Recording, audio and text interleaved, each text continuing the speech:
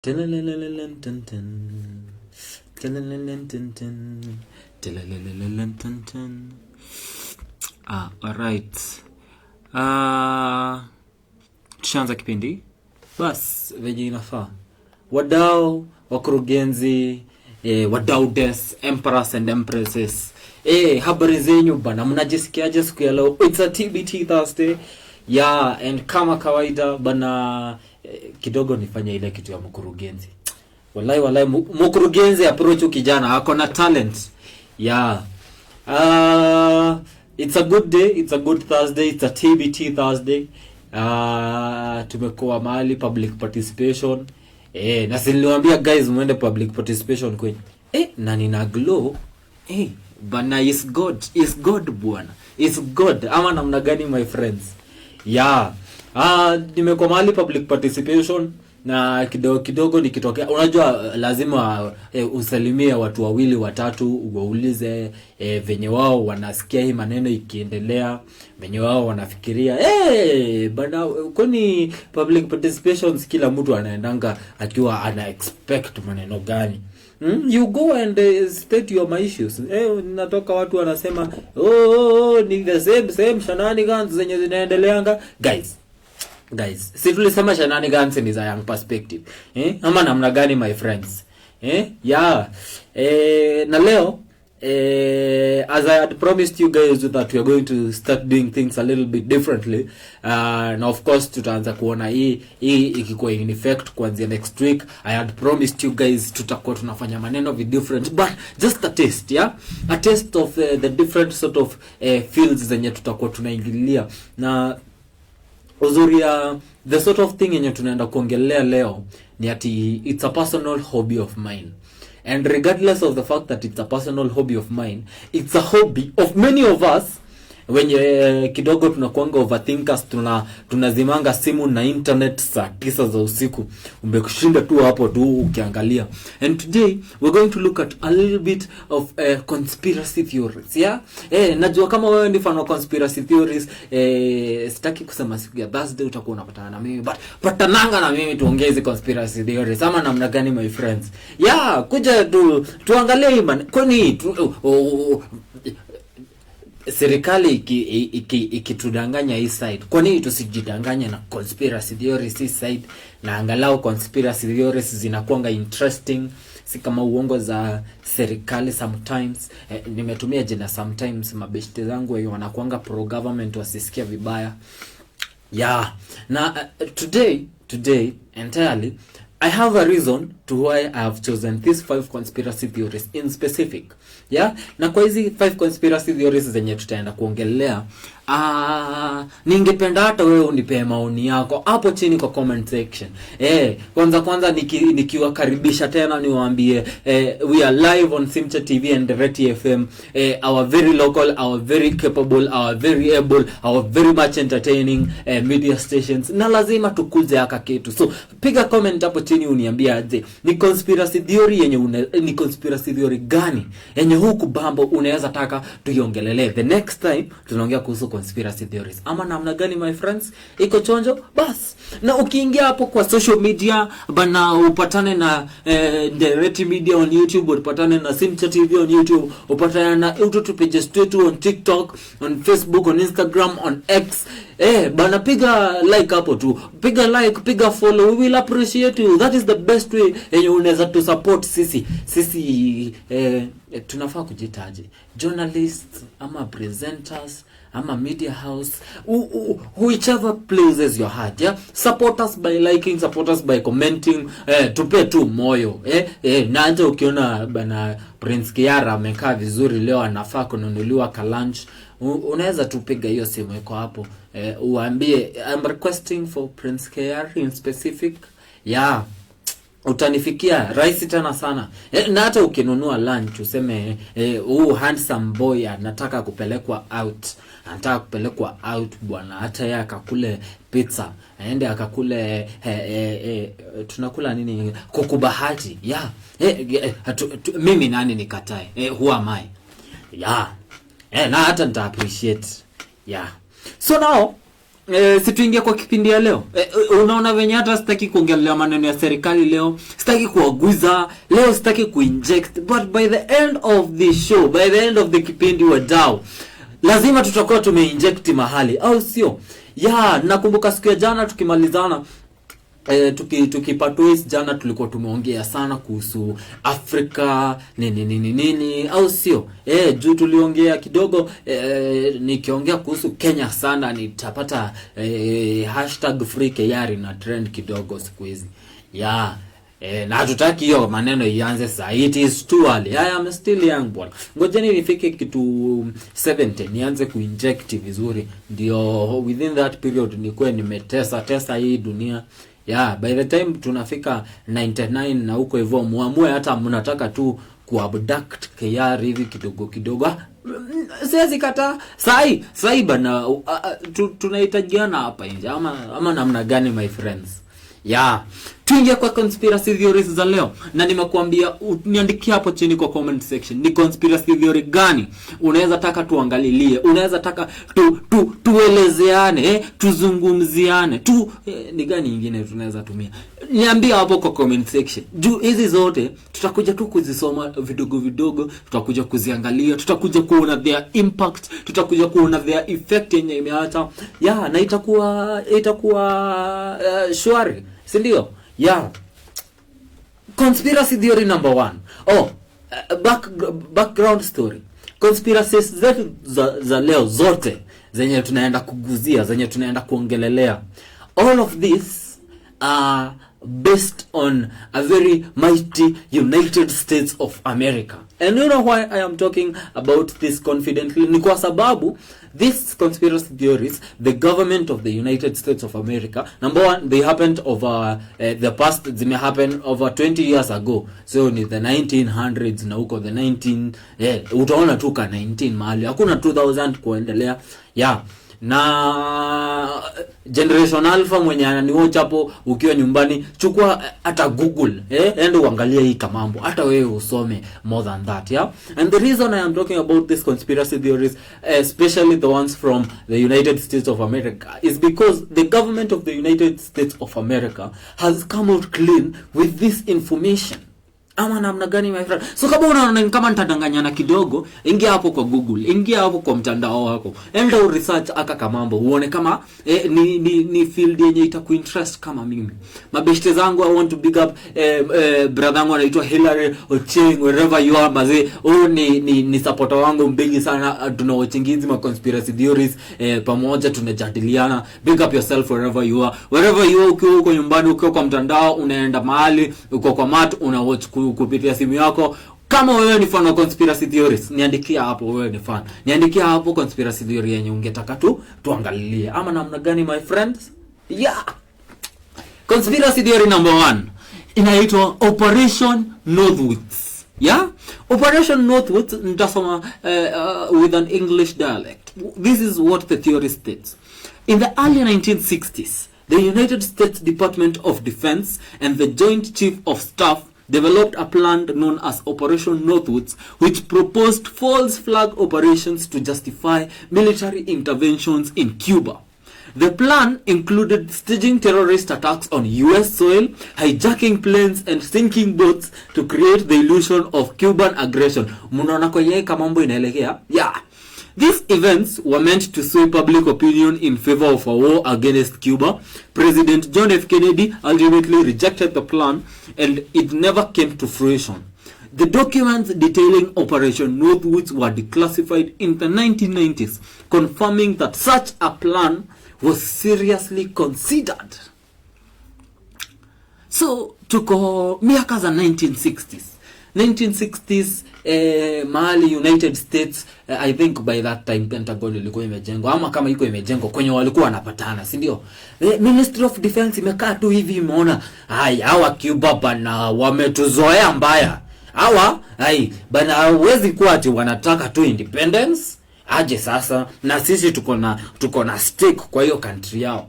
Sasa whatever we are going to do, na Cuba wakiwa kivyao wanajua, walai ukiguza United States kidogo hivi, ulizeni Iran na Iraq wanaweza kwambia, ukiguza United States kidogo hivi wewe you are done. Nakumbuka kuna conversation niliona ya Donald J Trump, by that time alikuwa preso bado, alikuwa anasema alipigianga mkubwa wa Hezbollah, akamtumia picha kwanza, akamwambia touch one of my American soldiers, I will burn your ass to death. Yeah. So unaweza imagine mtu anatishia sasa venye Middle East, sasa venye hizi magengeng zinatesa kutesa hizo madesign.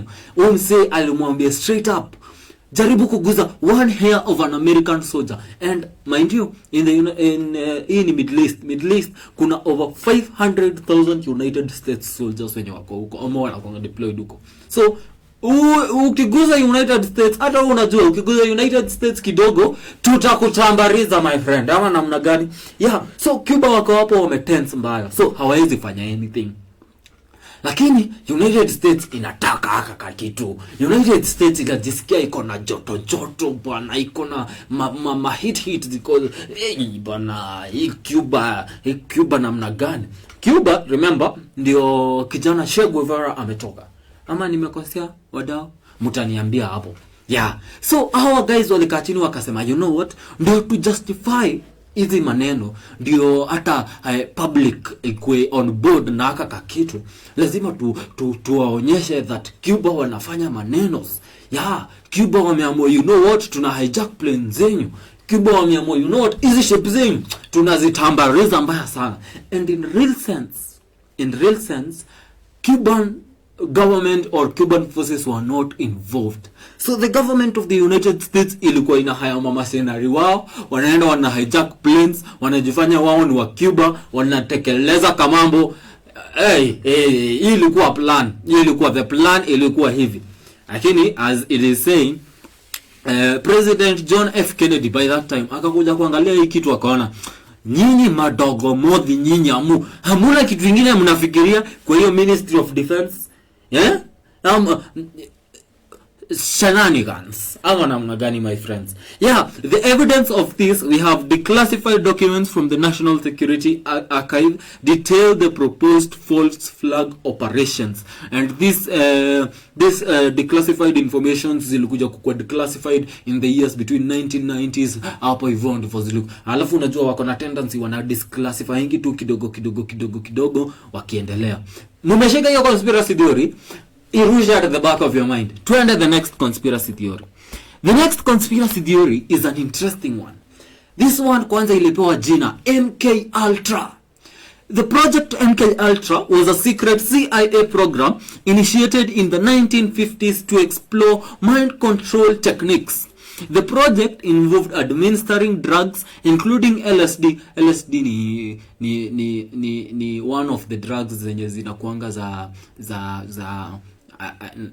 zinaitwaje? There is a term for it. Nikikumbuka nitawaambia. Including LSD to unwitting participants, often without their consent. Shika hiyo punch. Yeah, often without their consent. Yeah. To study their effects on the human mind. The CIA's goal was to develop methods for controlling and manipulating individuals, potentially for use in espionage or warfare. The program was exposed in the 1970s, leading to widespread public outrage and congressional hearings. Yeah. MK Ultra. Mind control techniques. Yani CIA walikuwa wamekaa chini hivyo wakajiuliza, guys, yani just a question, yeah? Wacha tu ni rusha hapo tu. Si lazima tuidebate, wacha tu tuangalie tu kama tunaweza fanya kitu kama hii. Kwani hatuwezi tumia mukarabati zetu, maujanja zetu tutengeneze chemical ya kucontrol watu akili? Hatuwezi fanya hivyo guys. I'm only the potential of this project. Hii project mtu yote akikuwa tukicontrol hawa watu watawahi kuja kusema anganyenye shenanigans. Watasemea wapi na tuko wako under our mind control? Watu kama Kasmuel Mukoro. Kasmuel atakuwa anatokea kwa straight kusema ati maneno ya accountability na integrity. Aje tumemweka under mind control. Yeah. This guy, guys, it's just an idea, guys. It's just an idea. Evidence of this theory. There are declassified CIA documents and testimonies from survivors of the experiments which provide evidence of the program's existence and its unethical methods in experimentation. These guys, unaona nimewambia ni idea tu tulitoa. Niko na idea. Leo kukijikalisha tu vizuri hivi. Fanta orange nasonga nayo. That's an idea. Ama guys, waliekelea idea hivi. Alafu wakaangaliana wakaulizana. Are you thinking what I'm thinking? Are you thinking what I'm thinking? Yeah, sisi ni CIA. Kwani iko nini? Yeah, and these guys actualized this thing to a point kulikuwa na watu wenye walikuwa washaanza kufanyiwa testing, experimentation ilikuwa ishaanza. These guys had gone to the point ya sasa kuchukua tu unajua tunaziitanga lab rats, lakini lab rats ni human beings, ni human experimentation using LSD to drugs twingine wame tuone kutaendaje, kwani tukikucontrol kidogo kutafanyikaje. Yeah, the impact of this is that kidogo what ya United States walijam walisema yani siwezi kuwa ninachagua kwenda Sunday Saturday Sunday ninataka kwenda kanisa, siwezi kuchagulia hiyo. Guys, you're bad hiyo. Hiyo mbaya bana. Yeah, this one umeijua inaitwa nini? MK Ultra. Unaona kwenye tulirusha ile nyingine ya inaitwaje, Operation Northwoods yake hapo kando yake. Tuingie the other one is a very interesting one, and this one imkwe kinayo. This one is called the Tuskegee syphilis study. How did this theory go? From the year 1932 to 1972, for a whole total of 4 years, the United States Public Health Service conducted a study on the progression of untreated syphilis in African American men in Tuskegee, Alabama. The men were told they were receiving free health care, but in reality, they were left untreated even after penicillin became the standard treatment of syphilis. The study aimed to observe the natural cause of the disease without the patient's informed consent.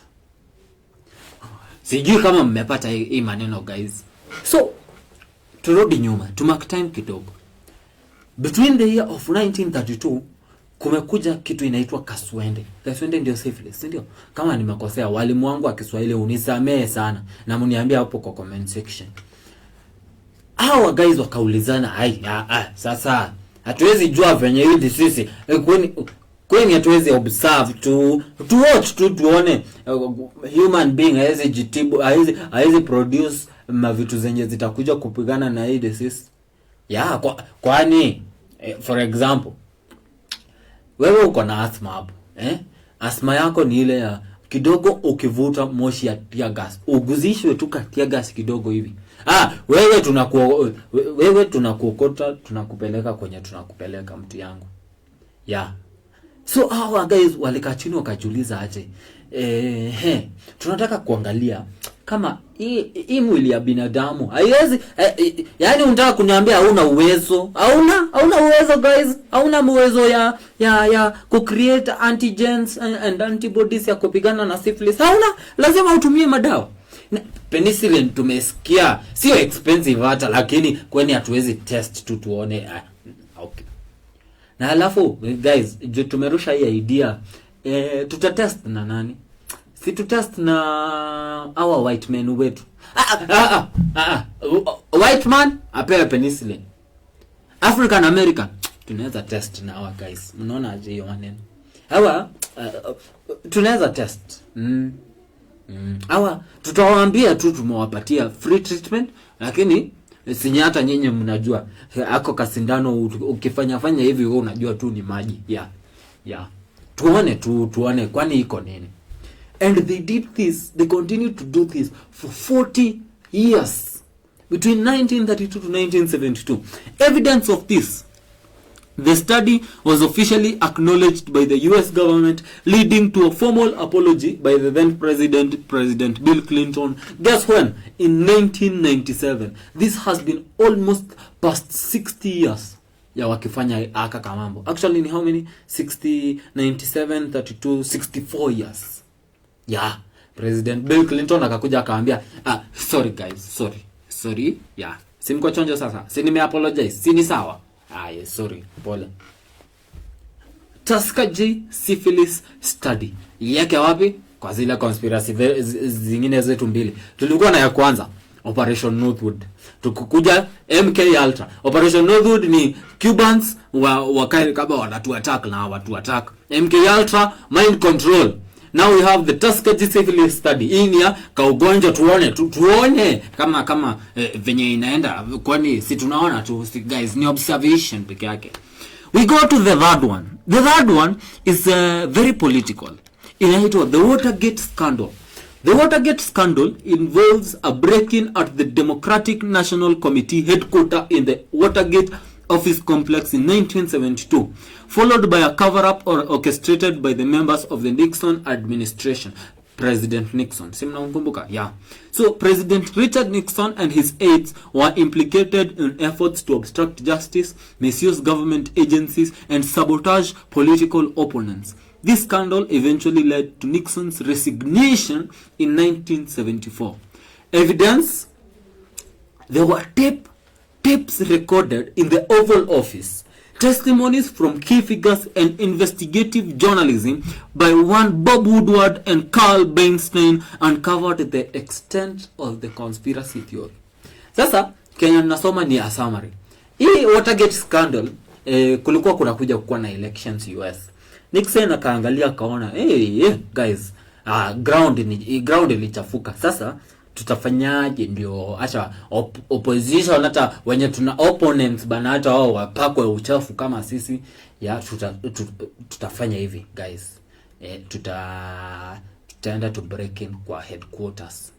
Ya tuangalie ni nini tunaweza wa implicate nayo hapa na pale. Ya hata wao tuone tuone ama hata wao watasurvive, kwani iko ni. Na sisi tukimpaka huyu uchafu, si watu wataona huyu atuchagui, sisi wataturudisha tu sisi, they'll have no option.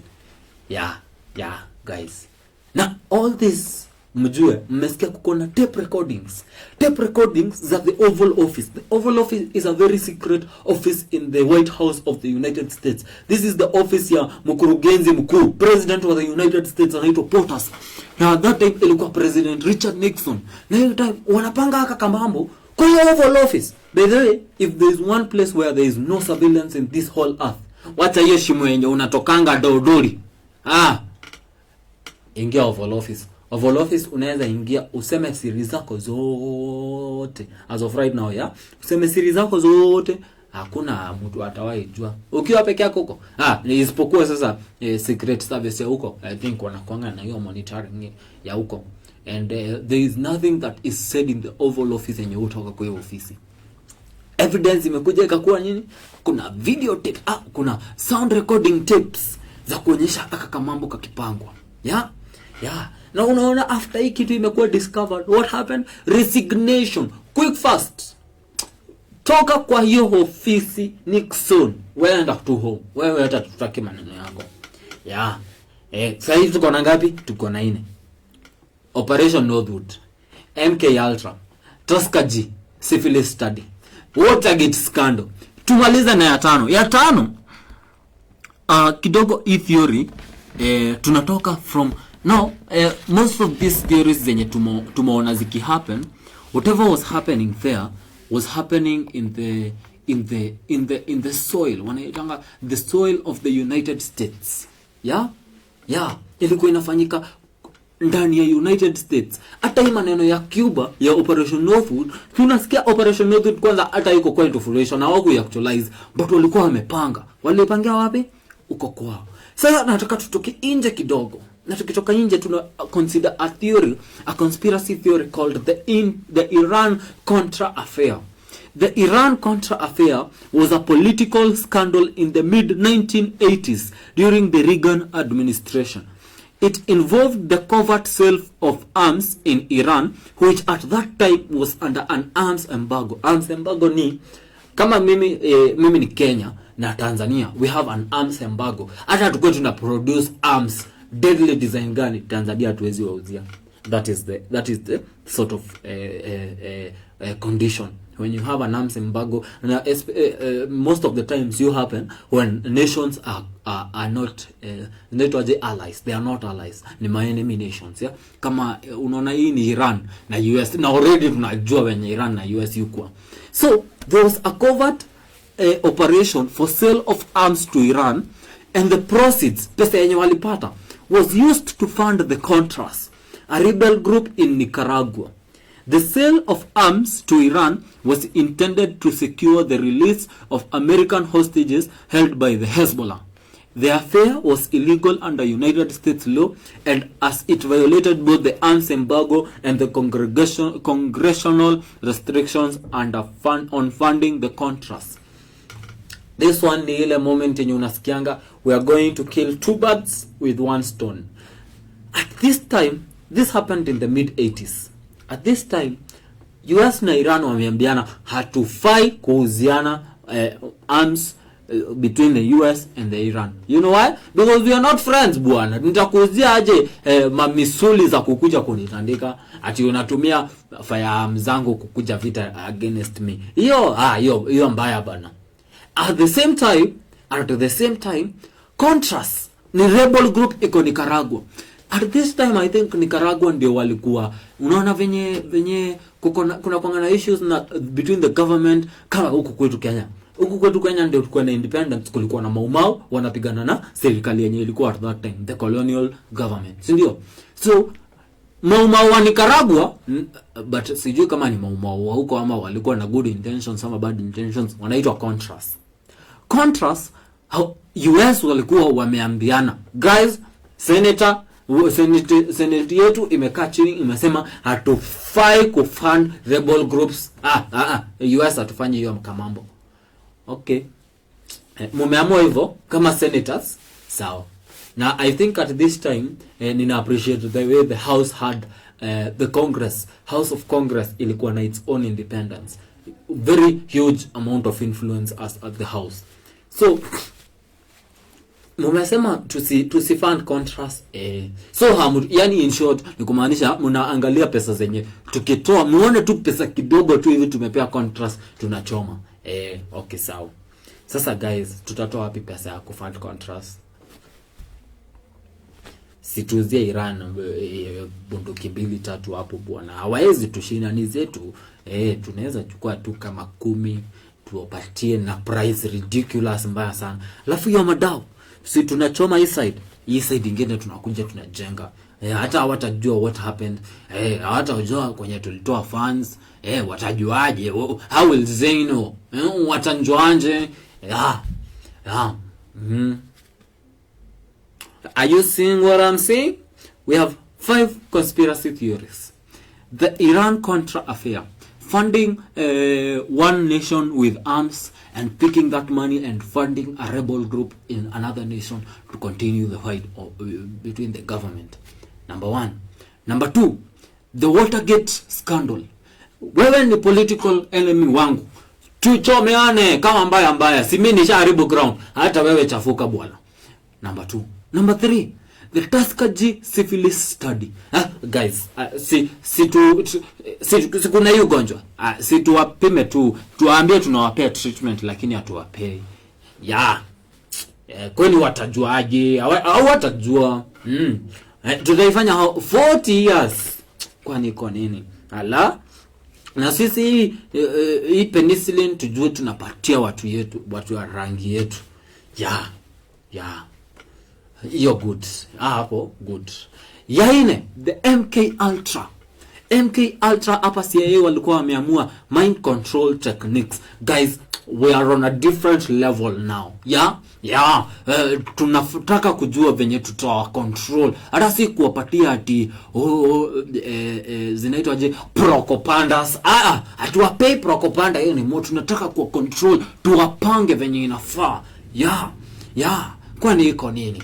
Ya 5, Operation Northwoods. Hii Cuba tunataka kuitandika, lakini guys lazima tuonyeshe ni kwa nini tunataka kuatandika.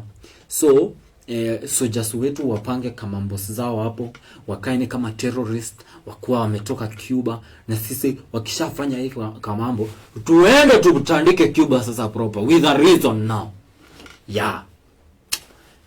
Hizi theory bana ni ngori hizi. Unaona zote zimeexecutiwa by a nation, and would you imagine many of these theories zina collide in time. Tumeona the Iran Contra ilikuwa mid 1980s, the MK ilikuwa 1950s, Tuskegee syphilis study ilikuwa inafanyika between 32 to 72, walikuja tu hata kufika hadi 80s. Tumeona ya Operation Northwood ilikuwa 19 ngapi, 1960s. So in nation bwana, the United States of America is a superpower in terms conspiracy. Tunaweza kuwa na 7 within 1 year, na zote zinaendelea mzuri, zote powerful. Hizi ile conspiracy theory yenye ati tunabahatisha, no hizo theory hatubahatishi, hata wacha kubahatisha. Unaona effects tunazijua mbaya sana. Kwani iko nini? Na tuko na pesa ya kufund hizi maneno zenye tunataka ifanyike. Juzi tumekuwa na COVID-19, ugonjwa tu. Yani mimi nilishangaa nikajiuliza, God the creator, you are still creating, na I thought uli rest. I thought ulifika mahali ukasema, you know what guys, I've created enough, now you do your thing. So us doing our thing, tunaleta COVID tuone. Ninasikia ya sahi mnaita monkeypox. Na ninasikia serikali yenu imeamua kufunga public schools ndio tu vaccinatiwe tena. Mimi nilikuwa nangoja, unajua mimi si kwenda vaccination. Nilikuwa nangoja by right now nikuwe 6 feet under, lakini still handsome, still strong as ever. Monkeypox itakuja tuambiwa tu vaccinatiwe. Guys, my own opinion, my own perspective. Wacheni nikuwe monkey guys. Si hata Rise of the Planet of the Apes tuliona monkeys zikikuwa intelligent. Kwani iko nini guys? Hii monkeypox bana wana but leo nimewambia sitaki kuinject. Mbona hizo conspiracy theories? Moto, what a good. Good. Now, nataka tuweke hizi conspiracy theories at the back of our heads, because these conspiracy theories nataka tuzi-apply mahali. Today is a TBT Thursday, and being a TBT Thursday, I would be very very unfair if I wouldn't tell you a little bit, kidogo tu hivi, of history. Na jana nikashikwa na roho wa mshike, roho mtaka kitu wa kuwaonyesha maneno yetu kwa Afrika, kwa sababu I saw a video online, na nawaambianga hii maneno ya online ni hatari sana, hatari watagwan. A lady from South Africa ali make a statement, nikashangaa. As Africans, we have always told our history orally. Tunakaanga chini na wazae maguksu wetu wanatupea story, wanatuambia unajua in ancient times kulikuwa hivi. Sisi maneno ya kuandika hatunanga. But the white man who came to Africa to colonize Africa has always written its history. Na nikashangaa sana venye alisema statement ikanishtua. The white man, until he discovers your place, you never existed. I have come mimi naitwa Thompson. Nimekuja nikaona falls mahali. I have discovered it. It now exists. Before nikuja nione haikuwa. So from today henceforth itakuwa inaitwa Thompson Falls. Ama namna gani my friends? Ni kama alikuja akajenga tu hiyo waterfall akasema sasa nimeitengeneza, I have created it. Until the white man comes to Africa, hatuko tuna exist. Because even in the history that we read in school, all this history is not our own history, is the history written by the hands of our colonizers. Get this straight, guys. Get this straight. Na nikawaambia jana kidogo tunashindanga huku tukilia, we are independent, we are just enjoying a sniff of freedom. It's just a sniff, guys. It's just a sniff of freedom. We are never actually free. Unasikianga jana tuliona Madam wa Sierra Leone akisema all mining companies za Sierra Leone zinakuanga ni foreigners wote, hakuna wa Afrika. Na nitakuja kuwapigia story ya kijana anaitwa Musa Mansi. Next TBT tuongea kuhusu Musa Mansi.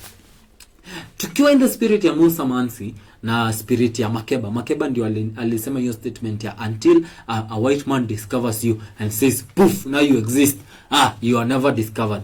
I want to give you to talk about 5 African leaders who have been maybe in my own opinion are very instrumental in Africa. They have their own sort of history, they have their own story, and we will not dwell entirely on their stories. We will dwell entirely kidogo tu on how these guys lived and died, because all of these guys have already died. All of these guys stood for something. All of these guys stood against something. All right?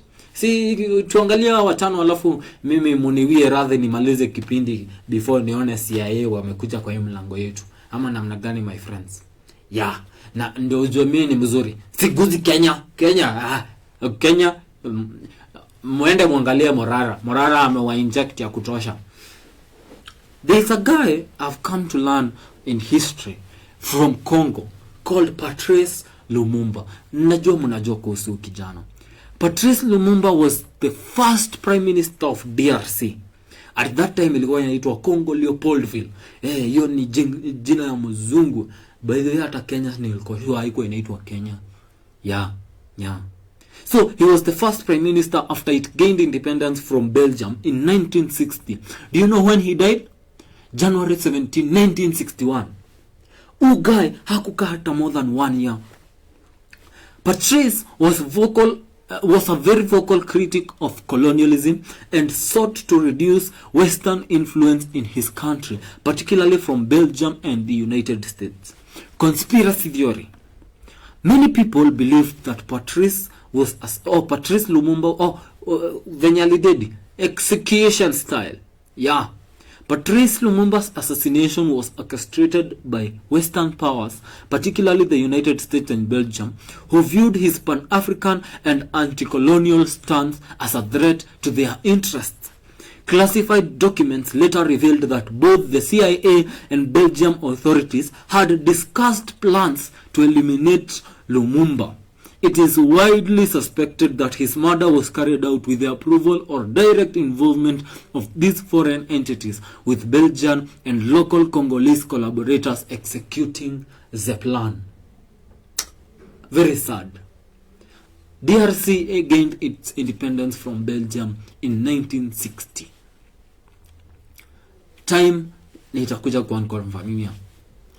But then their first prime minister Patrice, na I think tutaenda kuongea kuhusu Sankara ni alikuwa aliongea tutaongea kumhusu in a few. Patrice alikuwa very vocal kuambia wa Afrika, yo guys, this nation of ours is extremely rich, number 1. Number 2, if we continue to have all these influences, watafyonza hii country yetu, tutabaki maskini. And sadly he was executed. Na hata kitu yenye huu ni boza zaidi na the fact that ali executiwa ni ya kwamba na first off nina apologize kwa our viewers who are watching us live. Kidogo ninaambiwa kama tambo ni kama kameswetu hivi, ni kama wameona ninaongea kuwahusu sana wakamu, na tutabai Starlink, don't worry. So it is very sad to know that Patrice, the execution, now the planning was done by local Congolese collaborators. Guys, munaona the state of DRC as of right now? Munaona ama muone?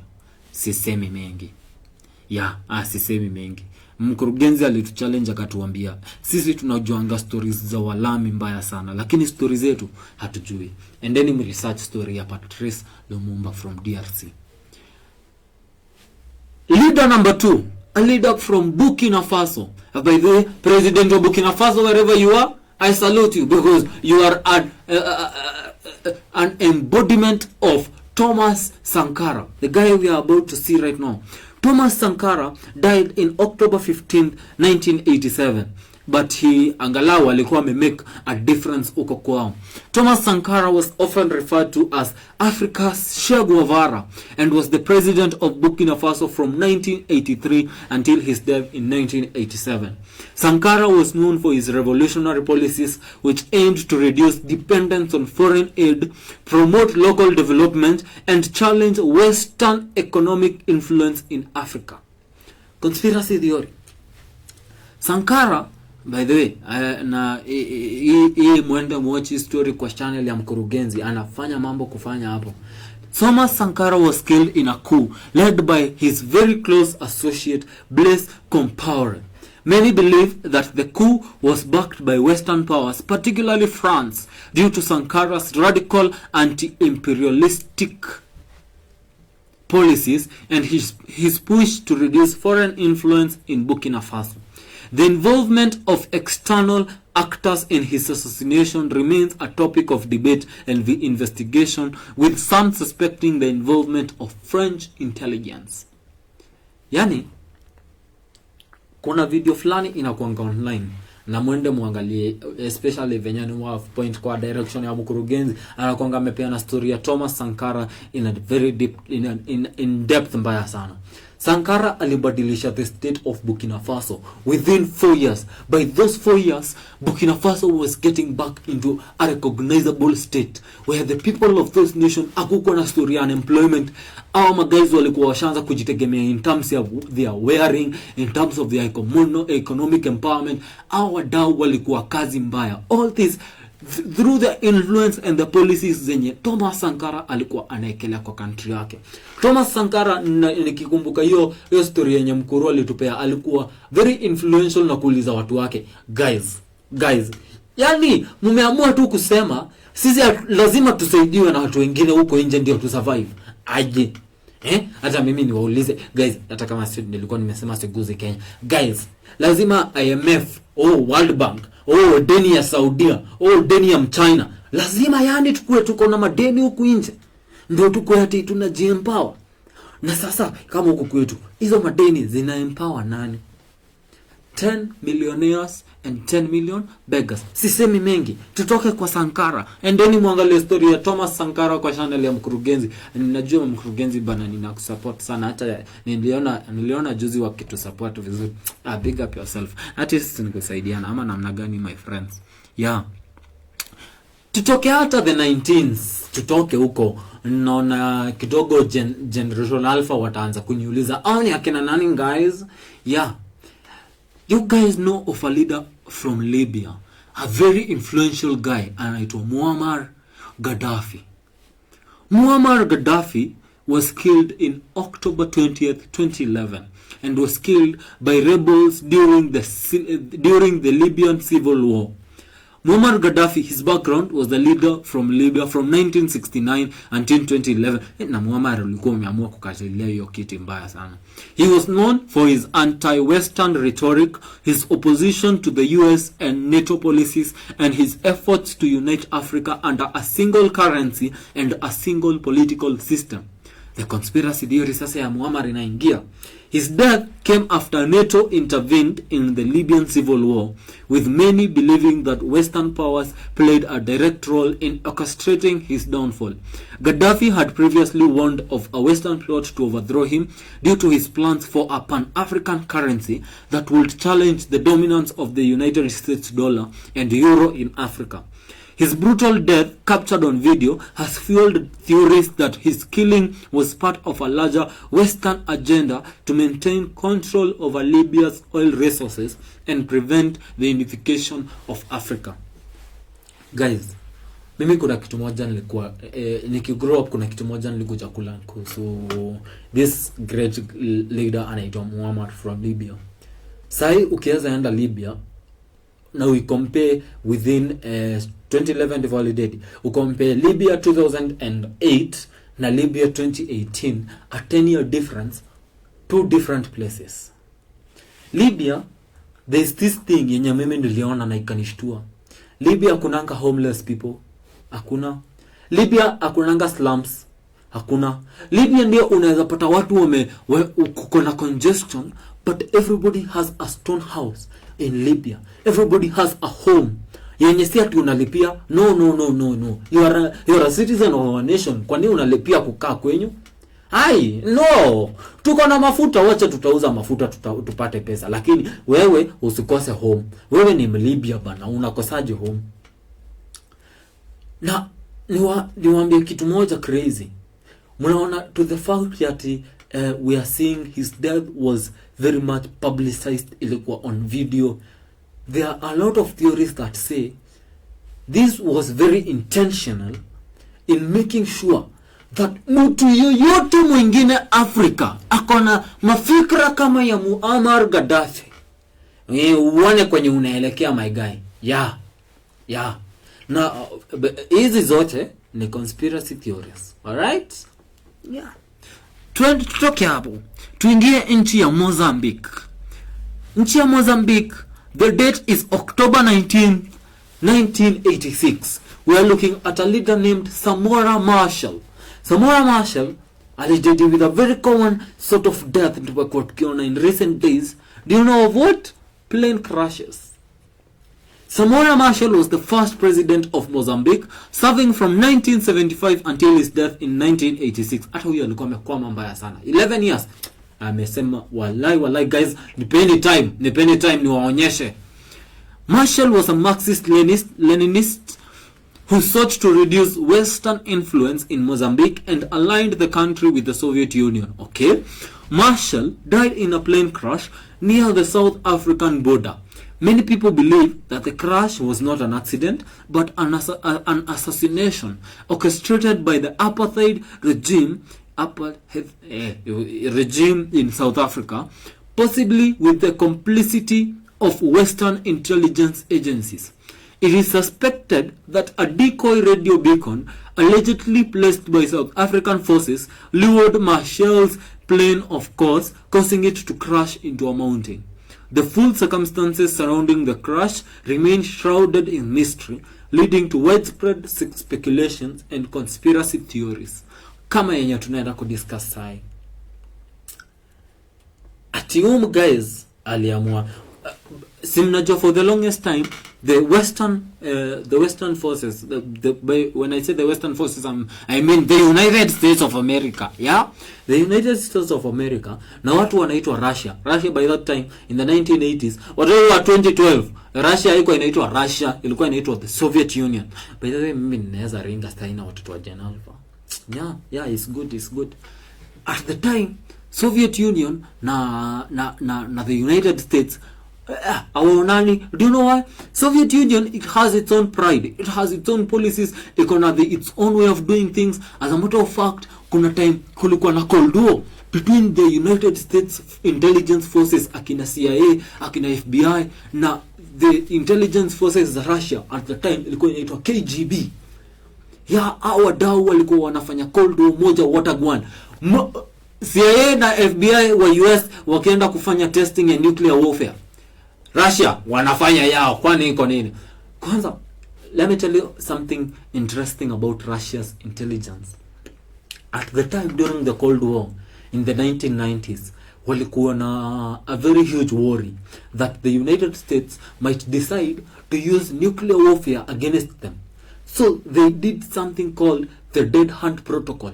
Dead Hunt Protocol inakuanga a very interesting protocol ya kuonyesha if the United States of America would launch its nuclear warfare to destroy easy places zenye zikona, the defense capital, kwenye wanekanga easy arms za, unaona kale ka baton kwa movie kenye kakifanywa tu hivi tunaanza kuona tu ma nuclear missiles. Wakiweza kuwa wamegather intelligence, US sasa wagather intelligence wajue hii building yenye iko na hii red button ni mahali fulani, wende wa bomb. Guys, Russia walikuwa so intelligent, ama walikuwa so determined, walikuwa wameamua umkuja mtufanyie mbaya kwetu, hata tukiwa tumededi hizo rocket zita launch na zitaenda destroy the entire United States of America. At this time during the Cold War in the 1990s, Russia walikuwa wana create nuclear warheads left, right and center. all because kusikia tu fununu za kuaminika zinasema US na wao wanatengeneza nuclear warfare ya kuaminika.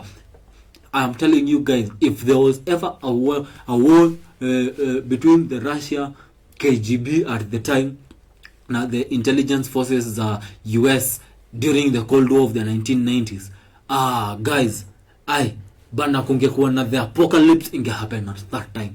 KGB walikuwa wameamua tukuje ati make sure ati wakiweza kuwa in all their power. The United States imelaunch nuclear warfare, imekuja ati ikabomb the entire of the Soviet Union, imelala imededi. Hata tukiwa tumededi rocket zita launch. Inaitwa the dead hand protocol. Endeni muangalia hii mambo ni moto kuruka. So now we are seeing a sort of leader. This Samora Machel alikuwa amejia line na Soviet Union. Juu kidogo hako anapenda venye policies za US zilikuwa zinawapeleka.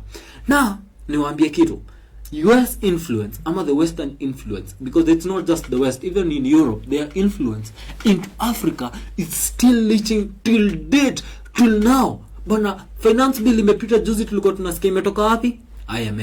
IMF unadhani ni akina nani? Ni wao tu. Wanatupatianga loans aje? Wanatupatianga loans ndio tusiweze kulipa, tubaki forever in their debt. Keep that in your heads. Hata bana ebu acha niwaachie hapo. Sylvanus Olympio from Togo. This guy was assassinated in January 13th, 1963, and he was assassinated during a coup. Sylvanus Olympio was the first president of Togo, serving from 1960 until his assassination in 1963. He was a proponent of economic independence from France and sought to reduce the French influence in Togo, which angered the former colonial power.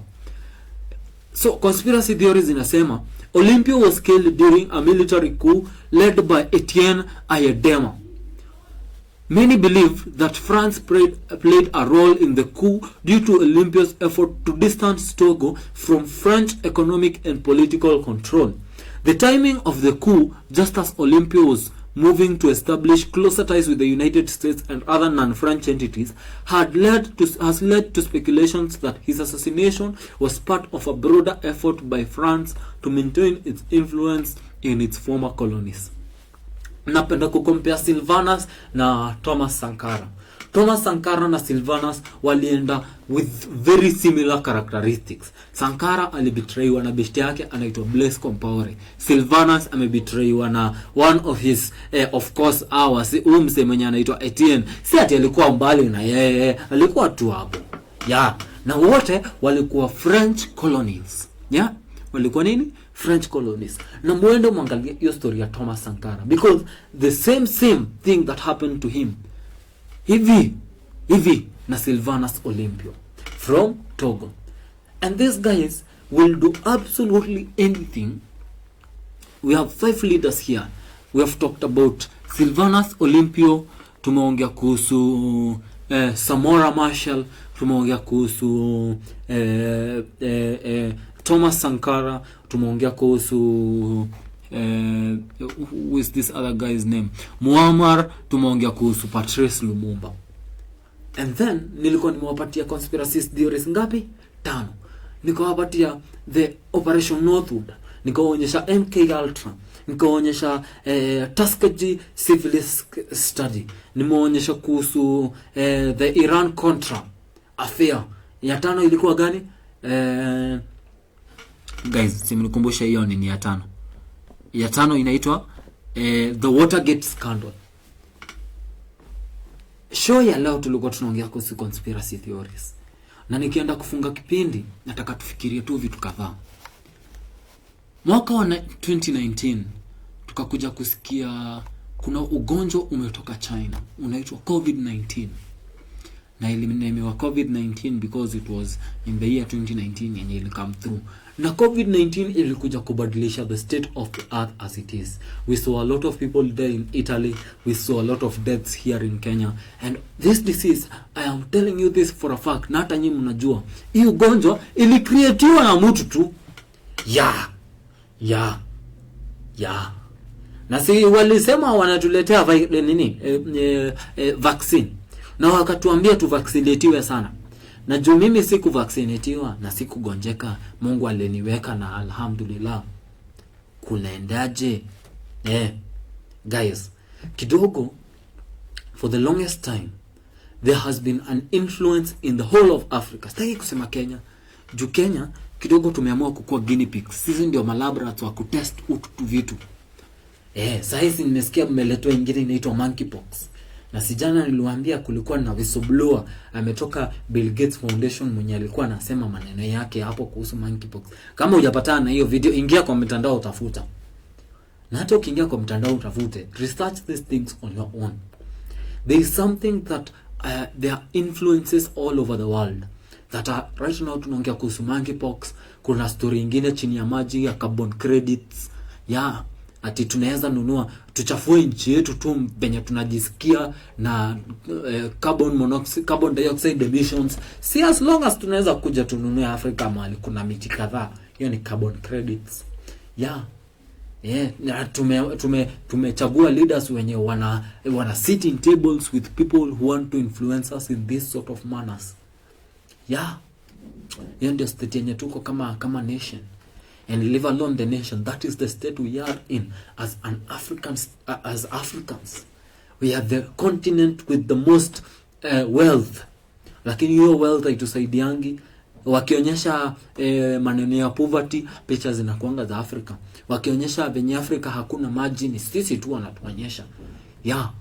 Lakini all of a sudden kwa countries zetu, niliona juzi ama jana nilikuwa naona ati mayor wa sijui nation gani anataka kununua VX na taxpayers money. Mayor anataka VX, deputy mayor anataka VX, clerk wa hiyo town anataka VX. President wa huko hata ndiye alikuwa anawauliza, guys, what is happening? Kila mtu anataka kununua VX. Every year tunataka kununua gari mpya. Kwani gari zenye tuko nazo azitembei? I want to leave you guys with a very huge question to ask yourself. Nikifunga kipindi kwa sababu sitaki kupatana na CIA hapa nje. Tujiulize, nikiaje? We are the nations, we are the for example, whatever is happening right now in DRC, genocide after genocide after genocide, yet when they want to talk about these African nations, they want to talk to us with our wealth. Lakini hawataki kutuonyesha venye wanafinya watu wa kwetu, hawataki kutuonyesha venye wanatu exploit. Hawataki kuonyesha wanataka tuendange tu tukiwa beg, tukiwaambia tusaidieni, tupeni msaada. Saini nasikia kuna bill imeletwa kwa parliament yetu ya Kenya ya ati seeds zenye mtakuwa mna plant lazima tununue.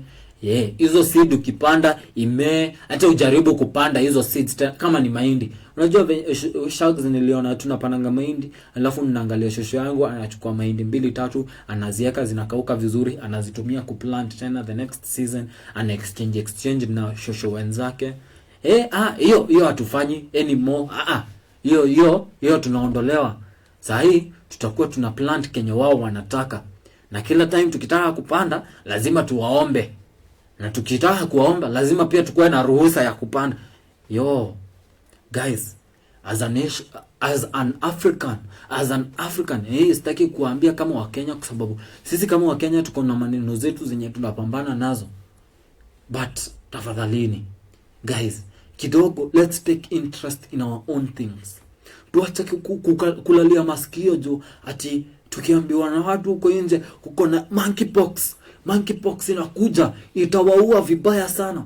Wacheni tuone ati vaccine ya monkeypox lazima. Guys, we have studied, we know these things. Kuna magonjwa zingine kama ukedi ililetwa na msee, COVID-19 ililetwa na msee, monkeypox ndio wanataka kutuletea. Guys, hata nimejamba. Adios, tupatane tupatane kesho guys. Ama mnasemaje? Na mniambie hapo chini kwa comment section what you think about this monkeypox story. Na conspiracy gani zingine mnaweza taka tuongelee guys, au sio? Thank you so much ladies and gentlemen, that has been my time with the shenanigans, the young perspective. Tupatane siku ya kesho. Na mwenda mfikiria maneno yenye tumeongea, au sio wadau? Adios muchachos.